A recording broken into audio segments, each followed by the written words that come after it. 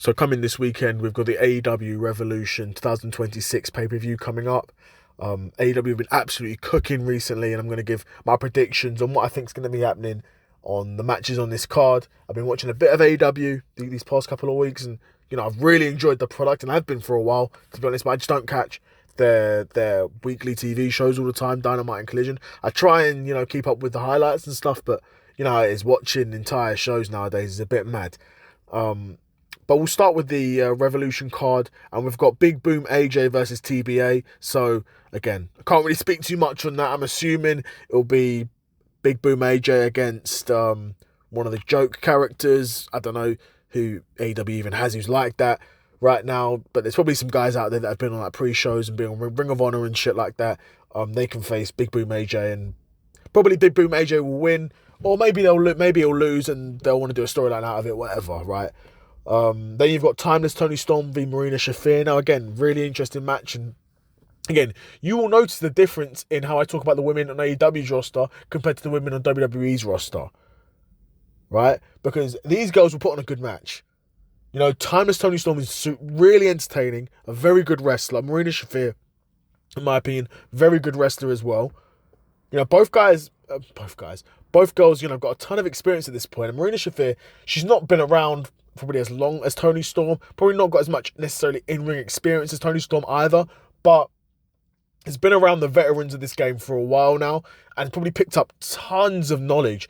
And again, in the women's blood and guts match, it was Marina Shafir that's put her foot in that glass. That was insane, bro. That's what these girls are on. Puts her foot in broken glass to kick another chick. Like, that is gnarly. And that's what I like to see, because it is tough for the women wrestlers. But if you want to get my respect, shit like that is going to get my respect.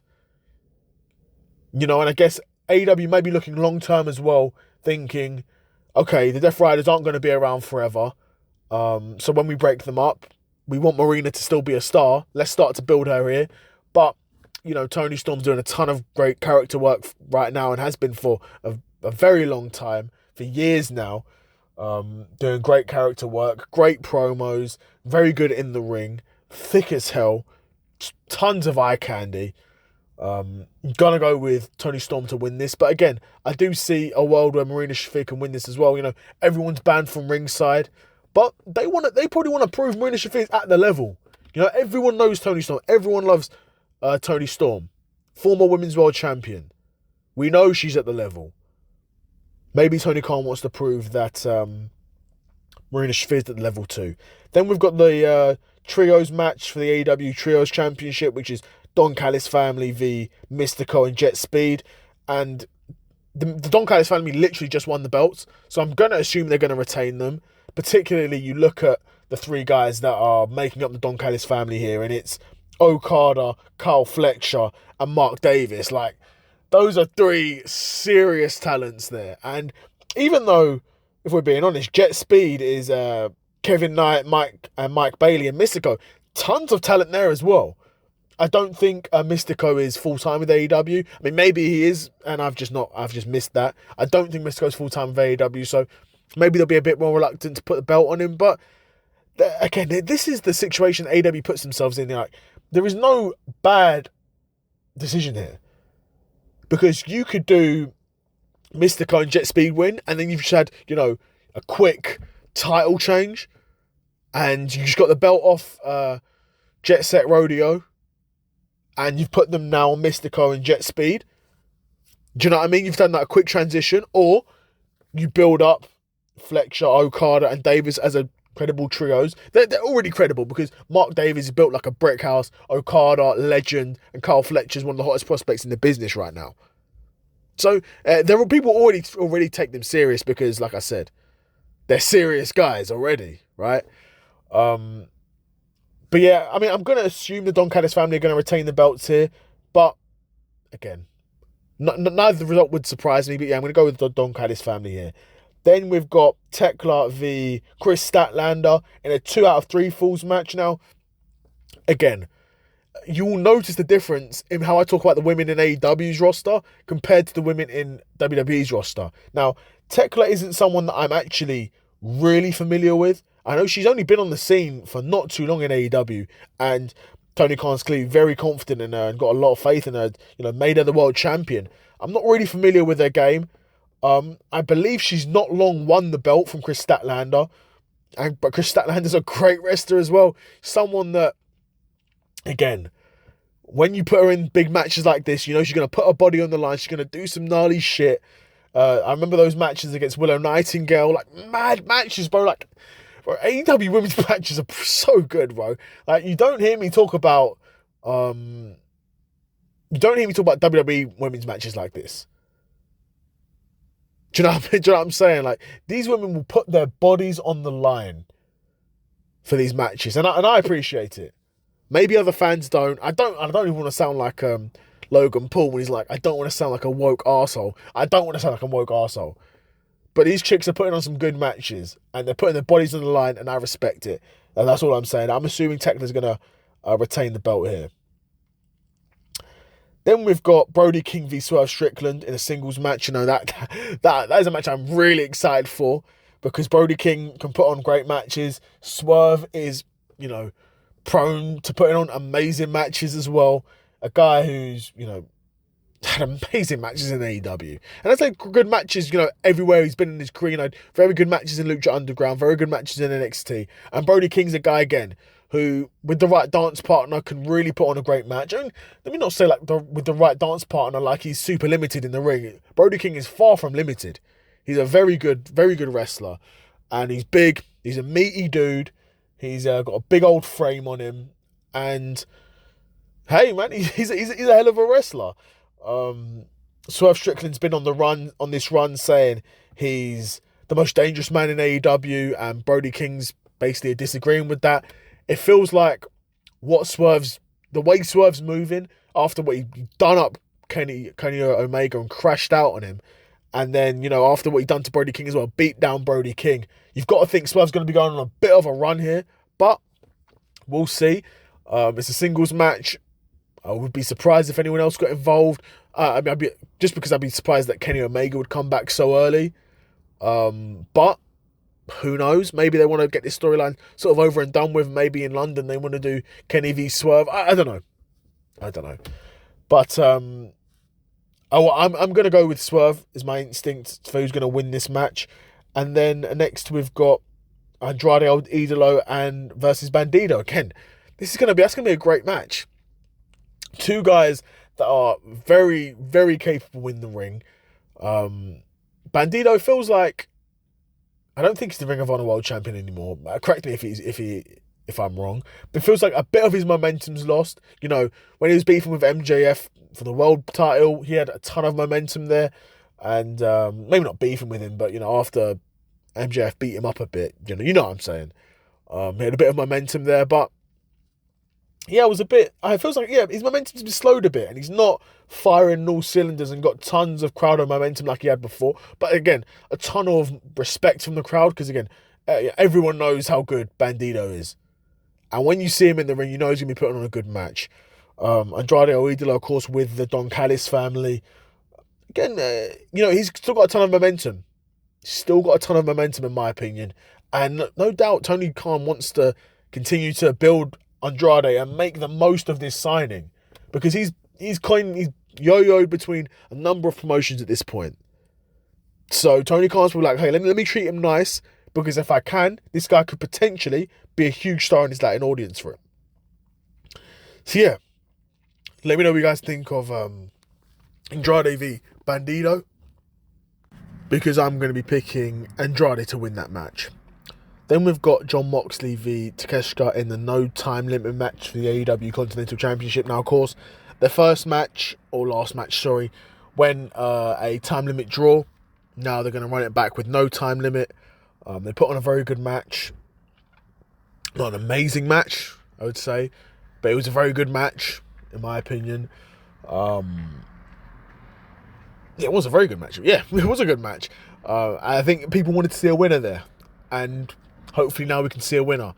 I want to assume Jon Moxley's going to retain it, because I think they still want to run with the Death Riders just a bit longer. But I do think that storyline's probably coming to an end, and when it does, Moxley's probably going to lose that Continental Championship. They're all going to turn on him. And it's going to get pretty dark. It's going to get pretty dark. But yeah, man, we'll see. I mean, I'm going to be picking Moxley for this one, even though I really do rate Takeshita and think he's, again, like a Carl Fletcher, one of the bigger future names of AEW and going to be a big star in the sport. If he's not, he already is a big star, for being honest. Already is a big star in the sport of wrestling, and I think he's going to be even bigger in the years to come. But I'm going to be going with Jon Moxley to retain his AEW Continental Championship on this occasion. Then we've got a tag team title match between FTR and the Young Bucks. Again, it's going to be pretty much an instant classic. Even if it's not as good as their previous matches, it'll still be a great match because that's the level that both teams operate on, in my opinion. Who wins this? It doesn't really matter. These guys could trade the tag belts for the next year, and it is what it is because these guys are capable of putting on great matches whenever. So even if the Young Bucks maybe win this at Revolution and they hold it for a bit, maybe they'll drop it back to FTR, it's whatever. But these two teams are the premier tag teams in AEW. These are the two probably biggest name tag teams. And if we're being honest, in the ring, they're probably not the best at this point because both guys are getting a bit older. But, you know what I mean? They're top tag teams. They're undoubtedly the two top tag teams in the company.